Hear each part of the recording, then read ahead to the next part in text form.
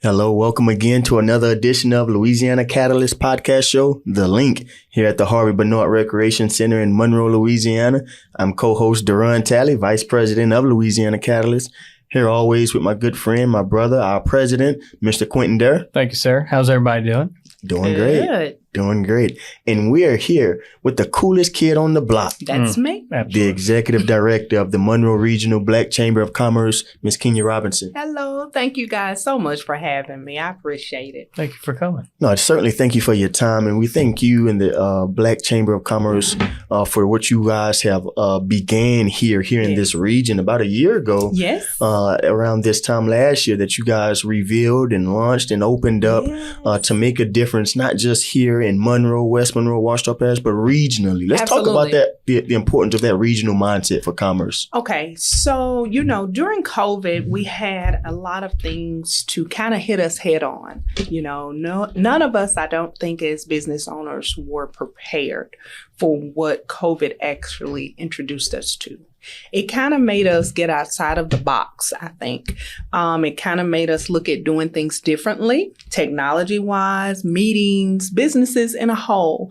And some of our rural areas really kind of got left out during COVID. And especially with technology, especially with funding due to COVID. So there's definitely been a strain on rural areas. And with us being kind of like, I call it the central of the region, we decided that we were going to make sure that we embrace those rural areas and help to equip them so that they can sustain if something else was to happen.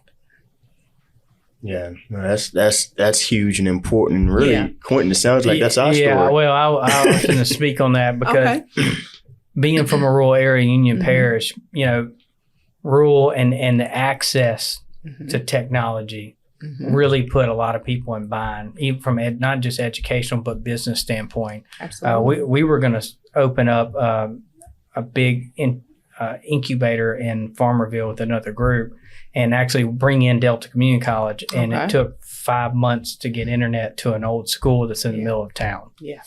Yeah. And that's crucial for business. You think about, if you are open and you have to wait 5 months to have access to technology, that's a lot. You're no longer financially. You're right. You're under. And so at that point, you're like, what do I do? And so we heard the cries. We kind of, went around and discussed it and spoke with various persons to see, hey, what do you think about us having a regional Black chamber versus just a Monroe chamber? And so the responses were good. They were receptive to the invite, and we began rolling from there. Right. Talk about the type of relationships that you guys have been able to build across industries that have strengthened what you guys have planned to do or gold. So that's a big part. When you start, I call it birthing a baby. And from a mother's standpoint, birth is crucial, and once you birth it, you have to nurture it and you have to caress it and you have to hold it, and there are ups and downs, of course, but you want to make sure that the relationships are intentional. That's crucial for me.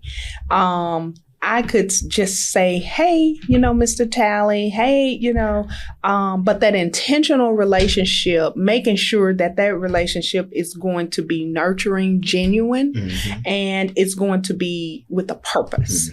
And so I can honestly say that the relationships that we have established around the region and with legislature, we really have had some intentional, great relationships that I feel that we will have for quite a while.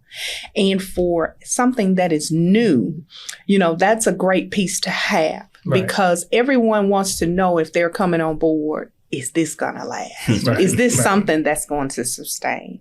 And so you have to, when you have new and you don't have any years to back you up, you kind of stepping out on faith. Right. You're stepping out on faith, and you're asking persons to trust the vision. You're asking them to trust the process. Right. That's my favorite thing. I love saying, trust the process. Get on the team and come aboard, and let's make the process what it should be. Right. So those relationships are very crucial to us. We have had an amazing cooperation with various entities to come on board and say, Kenya, we support the vision. We understand. It's definitely something that was needed. Absolutely. So I'll say from origin, I was aware we're a corporate sponsor and very much appreciative of what you're doing, because we know your organization plays a vital part in the entrepreneur ecosystem. Right. And we can relate, because Catalyst was the same way when we started it. A lot of people kind of thought, well, there's already a small business development center. There's already a chamber of commerce. And it's like, no. We represent that gap that's not being serviced, or that connection point between the two that's not really doing that. And even if we were, there is a lack of resources in our area. So everyone that's putting their work towards this goal of building our ecosystem is welcome, because we need every single person and every entity that can help build our system. That's right. We need them. That's right. And it's kind of like a puzzle. When you're putting a puzzle together, it's all different kinds of shapes, form, colors, all of that, right? But the ultimate goal is to make it one. Right. And so with that, you take bit, piece by piece. And if those connect and form, you have met your goal. Right. So at the end of the day, it doesn't matter, what race you are. It doesn't matter what type of industry you come from. It doesn't matter if you have a cooperation business or you have a self-employed, business. Is basically what we make it. Right. And so, I get often, all the time, they ask, well, do you have to be an African American to join? Absolutely not. That is not something that we have ever thought about. We want any and all businesses to be a part of the Monroe Regional Black Chamber of Commerce. Right. Yeah. No, that's powerful. I'm glad you came right out and said that. That was one of the questions that I wanted to discuss with you, because that stigma naturally will exist anytime you kind of brand something with a color. You could have been the Monroe Blue Chamber. Right. What does that mean? Yes, absolutely. Does my logo have to have blue in it to join this chamber? We as a people have a tendency to create a way to say, oh, I'm not a part of that. Oh, I don't qualify for that. Right. Oh, I can't fit in with that. That's right. But it sounds like you all are creating a model here that's inclusive. Right. It's not an exclusive based on industry, based on... Absolutely. That is what we want. We want it to be inclusive to all. We do not want anyone to say that they were turned around, or that they were not accepted, or that they did not feel welcome. This Black Chamber is about all inclusiveness. And that is one of the, our goals, is to make sure that everyone knows that we are welcoming any and all. Yeah. What type of services or programs or resources have you guys kind of tapped into and introduced your members to? Okay, so we launched in October 28th of last year, 2021. We're coming up on our year anniversary, so we have we're coming up on that.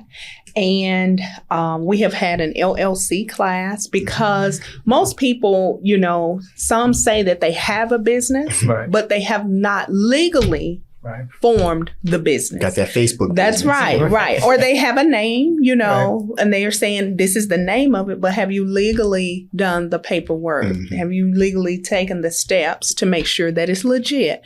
So we wanted to go back to square one. We wanted to go back into the classroom and bring them out to graduation per se. Okay. So we started with the LLC. We had an amazing speaker, Attorney Bashada Davis, one of our members and board members, actually actually did the class. And then finance is a key part to any business, right? If you're not making money, then you're going under. Let's be clear. So what we did was we had a CPA to come in and talk about how to get, your financials in place. Right. And so we also have had a marketing class because we've tried to go from start, to finish. Right. Well, of course, branding, you have to brand. You have to market yourself. You have to make sure that you are getting your business out there. And we can't no longer be like, well, I put it in the paper, Right. Unfortunately, times are changing. Yep. So we have to make sure that they understand, you need a web page. You need to make sure that you are running an ad on Facebook or Instagram. We now have to do what? TikToks, Oh, yeah. So I'm moving and grooving that way. But those are things that are now very creative. You must be creative. So we had a class about that as well. We have business roundtables where businesses, and let me go back a little bit, what we have polled our members,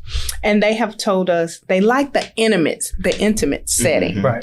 It's okay to have large seminars, but they want to be able to sit at a table somewhat as this. And they want to be able to ask their questions. They want to feel free and comfortable and not feel like they're asking a stupid question or someone is not going to embrace what they're saying. Mm-hmm. So we have business roundtables that last about an hour and a half. We discuss various topics. We discuss struggles or opposition that they are facing. We jot those down. We go back. We brainstorm and say, okay, how do we make this work for our members? This is an issue that they're having. Right. We also tap into the education side because our youth are our future. Mm-hmm. So we have to make sure that we are embracing them as well. We did a back to school drive for our youth.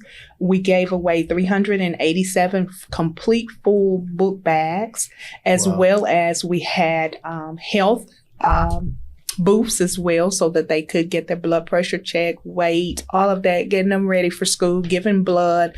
So we're trying to make sure that we're covering all bases to meet our community needs as well as our business owners. That's amazing because I think being a part, I've been on the Union Parish Chamber of Commerce for 12 years. Mm-hmm. I'm on the Monroe Chamber of Commerce. I've been in that lane. Mm-hmm. But I honestly think a lot of times what we forget is going back to the basis. Yeah. Right. And helping. Yeah, I think we get too focused on businesses that are already developed and trying to help them and not the core, hey, so I saw you were at the fair the other day and you had a booth and you were selling a bunch of stuff. Mm-hmm. Do you even have an LLC? That's right. Do you know that the sales tax commission finds out that you sold this stuff and you didn't pay sales tax? They're coming for you. It's a protection thing, not you want to, like it's a protection and education thing. So that is wonderful. And if we can ever help with that, count us in. I'm excited. I'm really excited about the collaboration. We have to advocate, but we have to educate as well. And the education, part is very crucial for business owners because, sometimes we all have to go back to the classroom. We never get too old to learn. We never get too old to be introduced to a different way of doing things. Right. And we have to be open to that. And I tell, anyone, a closed brain will never be fed. Ask Radio Shack or Blockbuster. Right. You have to be open for some new ways of doing things, And once you are, then you begin to evolve. You begin to be more creative and you begin to learn differently and say, okay, let me try that way. It works for them. It may work for me in my business, So yeah, I just did a TikTok for Catalyst yesterday. You should invite me. Well, we'll make some things happen. Okay. Yes, but it was like a little trend right now. It's 5 things I wouldn't do and it's blank, but I put business advisor. But one of the basis was I would never mix my business funds with my personal funds because a lot of people do that. And then when they get hit or audited or something, it's a nightmare. It's a nightmare. And now they're paying taxes on grandma's birthday money. You know what I mean? Because they deposited that money or, and so it's like just some of those elementary, Now, we think elementary because we've been in That's the right. business world so long. To someone new to this, they don't know better. They just have to be taught. Yep. Well, they have to be trained and they have to be taught. You know, I'm not a good fan of Cash App, you know. I used to be years ago, but then when my CPA began to teach me, hey, this is not the way you want to be going for loans and lines of credit, you know. And so as you learn, you do better, you know. So definitely we want to make sure that we continue to bring in seminars and begin to bring in more programs that can assist not just business owners, but our community as well, and our students, because our next entrepreneurs are in classrooms right now, you know, so we have to make sure that they are being taught so that they'll want to become an entrepreneur once they are able to. And in high school, you know, we have our youngest entrepreneur who sells candles. She's a senior now in high school, but she's an entrepreneur. So we have to start young, teaching them so that when they get out, you know, they are ready to succeed. Yeah, one of our earlier podcast episodes, we have Councilman Carday Marshall, who's an entrepreneur. Right. He was telling us about his 10-year-old daughter will go in Five Below, buy some blank clear covered cell phone covers, go home, paint them, and turn around and sell them. And he's teaching her now on how to mark that up, how to profit, how to really turn that into a sustainable model. Big. And she's 10 years old. That's real big. I tell my parents all the time, I love them dearly, but they pushed education so much almost down my throat. They never taught me entrepreneurship. And if they had, I would have been so much better off because I could have done dual, right?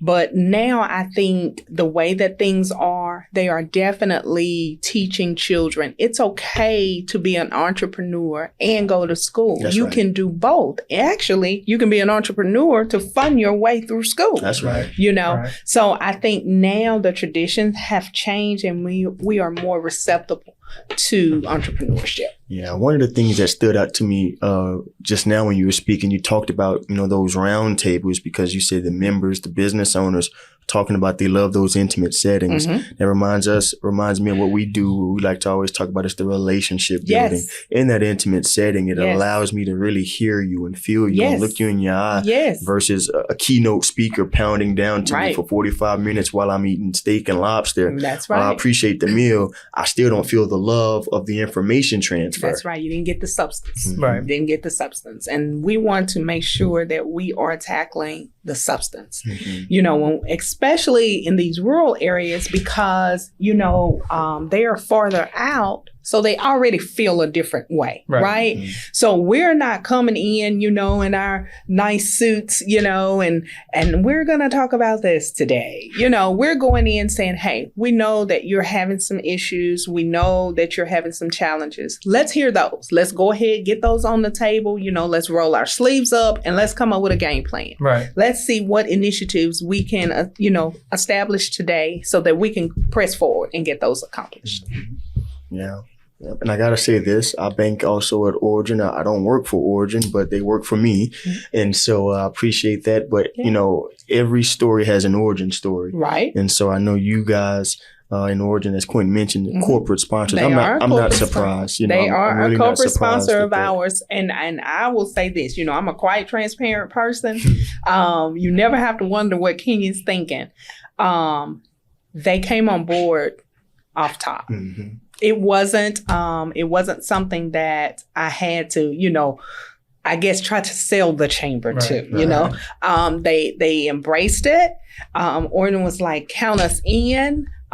Let me know we're on board. Right. Wow. And that really was how it went. You know, if it wasn't, I wouldn't even said it. But that's exactly how it went. And I truly appreciate them, you know, and I know that if I call them and need anything, that they definitely will be there. Absolutely. Yeah. Billy will take care of you. And if for some reason you can't get in touch with him, I'll make sure you have my contact. Yes. But they were the same way with Catalyst. I mean, it was another wild brain scheme of mine. I was like, hey, I got this idea, you know, and they're like, all right, let's try it, you know, because we're very entrepreneurial at the bank. Right. Even though working for a bank, they let me be entrepreneurial in the way that I maneuver, and I've made up now. I think I'm on my third job title. Because it's just they see the relationship building, which is what we're ultimately about. But they're like, okay, it's a different approach. Yeah, granted, but let's try. Look at the conversation we're having now. And that's ultimately about building relationships. Building relationships. Once you build those relationships, I'm a firm parent. I have a 23, 22, and a 21-year-old. Oh, wow. And I'm gonna have to see an ID. I don't believe it. I do, and a 14-year-old. And I always tell them, with them being in school, make sure that your relationships that you establish are genuine. Make sure they understand that you are serious and intentional, and people will respect you as well as be more open to assisting and helping with that type of relationship. Right. Yeah. Absolutely. Yeah. Well, Ms. Kenya, it's certainly great to have you on with us today, sharing the resources, the opportunities that you all are providing to all businesses here in this Northeast Louisiana, the Monroe Regional Black Chamber of Commerce. I'm proud to be a member. Yes, you are. We're glad to have you. Yes, indeed. Yes. Excited to engage more and more with you. But thank you for coming on the link today. Thank you so much for having me. I really had a great time, and I hope you guys will have me back. Absolutely. Of course. Anytime. Okay. Awesome. You guys have just tuned in to another episode of The Link here at the Harvey Benoit Recreation Center.